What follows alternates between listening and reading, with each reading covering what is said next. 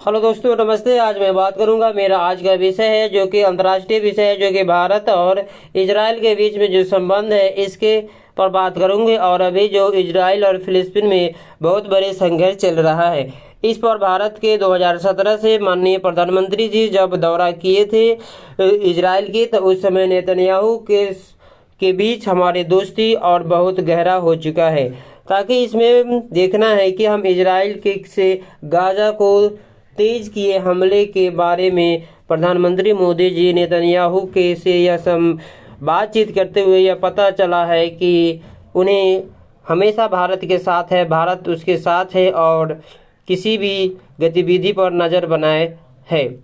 और इसमें प्रधानमंत्री नरेंद्र मोदी इजराइल ने प्रधानमंत्री नेतन्याहू के फ़ोन पर युद्ध स्थिति की पूरी जानकारी अपनी अपडेट लिए हैं कि किस तरह का वहाँ का स्थिति बना हुआ है। बता दूं कि आपके सामने जो प्रधानमंत्री नरेंद्र मोदी ने मंगलवार को इजराइल के प्रधानमंत्री नेतन्याहू से कहा था कि मुश्किल घड़ी में भारत उसके हमेशा के से साथ खड़े हैं। बस ये भारत की तरफ से क्या गया, जो भी देश है अगर मुश्किल होता है तो उसके लिए भारत की तरफ से हमेशा खड़ा रहते हैं उसके साथ में। हालांकि मोदी ने फोन पर यह अध्ययन स्थिति को बारे में अवगत कराया, ताकि मोदी कार्यकाल के एक बयान में कहा गया था कि उन्हें मारे गए और घायल हुए लोगों के प्रति अपनी गहन संवेदना प्रकट की। यानी कि जो अभी इजराइल में घटना हुआ है, इससे जो भी मारे गए व्यक्ति के संवेदना व्यक्त किए हैं। और इस मुद्दे पर नेतन्याहू ने मोदी को पूरी सहयोग का आश्वासन दिया है। माननीय भारत के प्रधानमंत्री जी नेतन्याहू के पूरी सपोर्ट करने के आश्वासन दिए। और मोदी ने सोशल मीडिया मंच पर एक्स पर लिखा कि मैं प्रधानमंत्री नेतन्याहू की फ़ोन कॉल के लिए मौजूदा हालात की जानकारी दे। बिल्कुल सही है कि एक देश दूसरे देश अगर इस स्थिति में हो तो उनकी जानकारी अपडेट करना बहुत ज़रूरी होता है। वही बात करेंगे भारत और आतंकवाद के सभी स्वरूपों को पुरजोर से स्पष्ट करने की निंदा किया गया है। भारत के तरफ से आतंकवाद के खिलाफ हमेशा निंदनीय रहा है। लेकिन बता दूं कि इसमें इजराइल को समर्थन देने के लिए अभी अमेरिका, जर्मनी, फ्रांस, इटली के साथ आए और ब्रिटेन भी आ गए।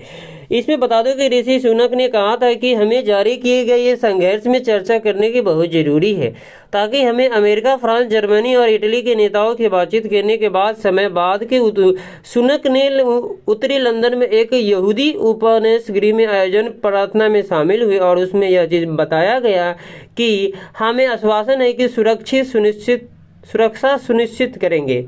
किसी भी तरह का हमें परेशानी करने की जरूरत नहीं है, हम उसे सुरक्षा मुहैया कराएंगे। दूसरी ओर बात करेंगे कि अमेरिका के राष्ट्रपति जो बाइडेन, फ्रांस के राष्ट्रपति इमैनुएल मैक्रोन ने जर्मनी के चांसलर ओलाफ शोल्ज और इटली की प्रधानमंत्री जियोर्जिया मेलोनी के साथ अपने संयुक्त बयान के इजराइल के लिए दृढ़ता और एकजुटता के साथ समर्थन किया है। यानी कि कहने का मतलब यह है कि सभी जो कंट्रीज है, ये सभी एक साथ इजराइल के साथ दुख की घड़ी में खड़ा है।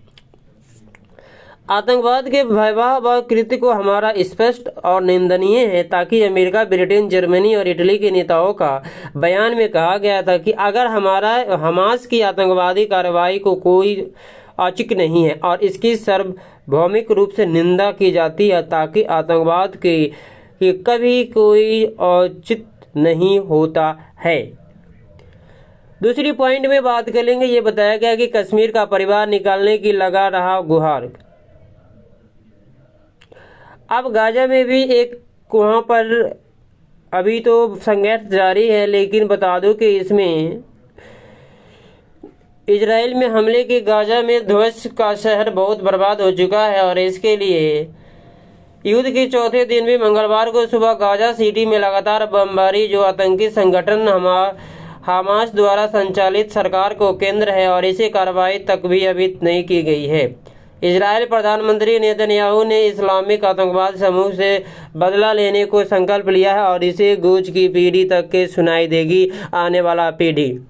और ताकि इसे 1600 लोगों की मौत हो चुकी है, ताकि इजराइल की सड़कों पर कई दशकों में पहली बार ऐसा खून खराबा देखा गया है। वहाँ की प्राइम नेतन्याहू जी का यह कहना है पहली बार हुई है, ताकि इसे कहकर तनाव और बढ़ा दिया गया तो कि पूर्व चेतावनी है कि नागरिकों को निशाना बनाकर हमले किए जाते हैं और बंधक बनाए जाते इजरायलियों को मौत के घाट उतार देगा। इजराइल सेना ने देश को दक्षिणी हिस्से में ज़्यादातर जगहों पर फिर से नियंत्रण कर लेने का दावा हुआ है। और बता दूं कि इसमें आपको यह भी जानकारी है कि 1500 आतंकवादियों के सब इजरायली क्षेत्र में पाया गया है। इजराइल ने कहा कि हमास और गाजा में अन्य आतंकवादी समूह को इस हमले में 150 से अधिक सैनिकों तथा नागरिकों को बंधक बनाया गया, ताकि इजराइल के 3 लाख अतिरिक्त सैनिकों को तैनात करने के बाद सवाल खड़ा होता है कि क्या वहां का भूमध्य सागर तटीय क्षेत्र गाजा के जमीनों अतिक्रमण शुरू करेगा। आखिर इस बात को ध्यान देने की बहुत जरूरी है कि 2024 में जमीनी आक्रमण किया था, जो कि इजराइल ने इस आक्रमण रोकने के लिए गाजा सीमा पर टैंक और ड्रोन तैनात किए गए थे। इस बात को ध्यान में होना चाहिए, ताकि इसे 12 से अधिक शहर में हजारों इजरायलियों को निकाला गया है, ताकि गाजा में लगातार जारी हवाई हमले, इमारत जैसे जमींदोज होने के कारण हजारों निवासी अपने घर से छोड़कर बाहर जा चुके हैं। इस पर इजराइल सरकार को वहाँ पे ध्यान देना चाहिए और इसके हमेशा इसकी समाधान करनी चाहिए, ताकि वहाँ के लोगों की शांति मिले। और तो नेतन्याहू ने राष्ट्रीय टेलीविजन पर दिए गए संबोधन में कहा कि हमने हमास पर हमला करना अभी तो शुरू ही किया है और आने वाले दिनों में हमें दुश्मनों के साथ जो करेंगे उसकी गूंज हमारे आने वाली पीढ़ी में सुनेगी। इस तरह का बयान माननीय प्रधानमंत्री नेतन्याहू जी का है और इससे बहुत बड़े सबक लेगी जब वह नेतन्याहू जब वहाँ पे इस तरह का हंगामा करेंगे तो और वहाँ पर चेतावनी देंगे, ताकि इसमें यह भी बताया गया है कि इसके लिए लुबानजी सबू जो है ये आपका कश्मीर से है। लेकिन बता दो कि गाजा में अभी इनका परिवार रहता है और भारतीय महिला ने मंगलवार को युद्धग्रस्त हमास सागे इलाके में तत्काल सुरक्षित निकासी की मांग की है और वहाँ पे बहुत तेज़ी से संघर्ष जारी है, लेकिन युद्ध का सामना कर चुके हैं। लेकिन कुछ ही सेकंड में बमबारी के सब कुछ नष्ट हो गया और इसमें यह भी कहा गया कि इसकी लुबाना नजीब सब मूल रूप से भारत के जम्मू कश्मीर की रहने वाली है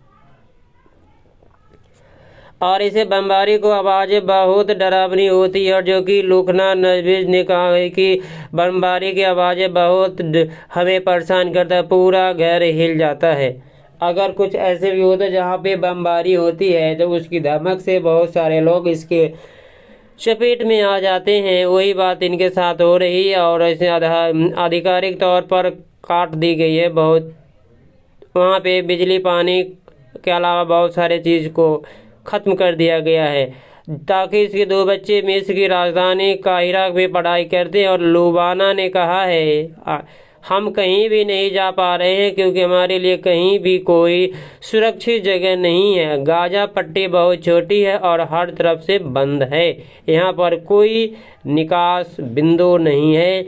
इस पर भारत सरकार को जल्द से जल्द अपना निर्णय लेना चाहिए, ताकि हमारे भारत के जो भी लोग हैं जो वहाँ पे फंसे हैं इस संघर्ष में, उनको जल्द से जल्द भारत में आगमन किया जाए। Thank you.